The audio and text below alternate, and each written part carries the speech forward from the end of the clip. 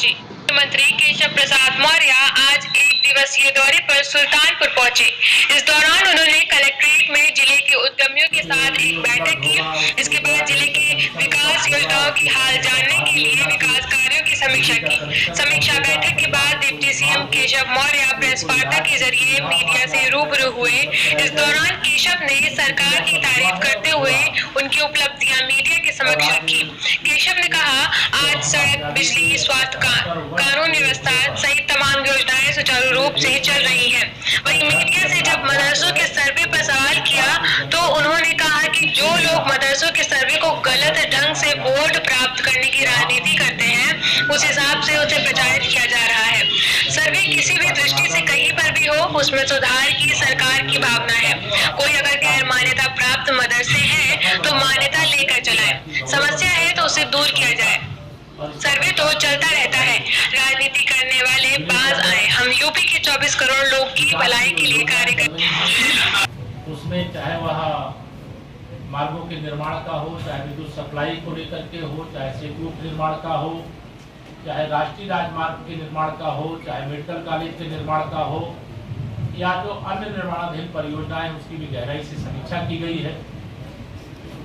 कानून व्यवस्था की मैंने कहा हमारी प्राथमिकता है, सबकी सुरक्षा और सबका विकास। इसके लिए भी जानकारी प्राप्त की गई है और जो भी आवश्यक निर्देश थे वह देने का काम किया है। सूखे की स्थिति में अभी निर्देव जी की कृपा हो गई है, 2 दिन से वर्षा हो रही है और यहाँ किसानों के लिए अमृत वर्षा है। अमृत काल में मैं ये कहूँगा कि मैं किसान का बेटा होने के नाते इस बात को समझ सकता हूँ कि यह वर्षा बहुत किसानों के लिए लाभकारी है। सूखे की स्थिति का सामना करता हुआ जो प्रदेश है, आज सुल्तानपुर सहित पूरे प्रदेश में अच्छी वर्षा हो रही है। अभी 2-3 दिन तक मौसम विभाग के अनुसार भी वर्षा होती रहेगी और उससे नुकसान कम, फायदा ज़्यादा है। लेकिन सभी प्रकार की परिस्थितियों पे नज़र रखने, अगर किसी प्रकार का जल वृष्टि के कारण से नुकसान होता है तो तत्काल राहत पहुंचाने के लिए भी कहा गया। जनपद में बड़ी संख्या में जो चक मार्ग है, जिनको लेकर आए दिन विवाद होता है, एक विशेष अभियान चला करके उनको चिन्हित करने और खरीफ की फसल समाप्त होने के बाद चक मार्ग लोगों के आवागमन की दृष्टि से उपयुक्त हो सके, उसकी व्यवस्था करने को कहा गया। अमृत सरोवर भी यहाँ अच्छे निर्माण हुए हैं, संख्या भी अधिक है और आज अभी एक सरोवर जो कमल सरोवर के रूप में है, मैं अभी देखने भी जाऊंगा, देखते हुए फिर अम्बेडकर नगर जाऊंगा।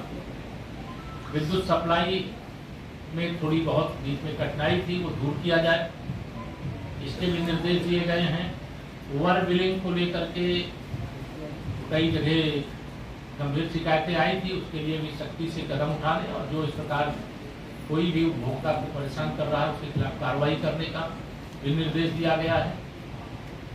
जनपद का विकास सरकार की प्राथमिकता है। डबल इंजन सरकार के माध्यम से सुल्तानपुर के विकास के लिए कोई कमी नहीं पड़ने दी जाएगी। यहाँ मैंने सरकार की ओर से जिले को आश्वासन दिया है। अभी उद्यमी जो हमारे जनपद के थे उनके साथ भी वार्ता हुई, उन्होंने कुछ मांग पत्र दिए मेरे पास हैं, जो भी समाधान करने लायक उनको तत्काल करें। जो जिला स्तर से हैं वो हमने यहाँ निर्देशित किया है, वो अपने स्तर से समाधान करेंगे। जो शासन से संबंधित होंगे हम शासन स्तर पर उस पर विचार करके अगली कार्रवाई करेंगे।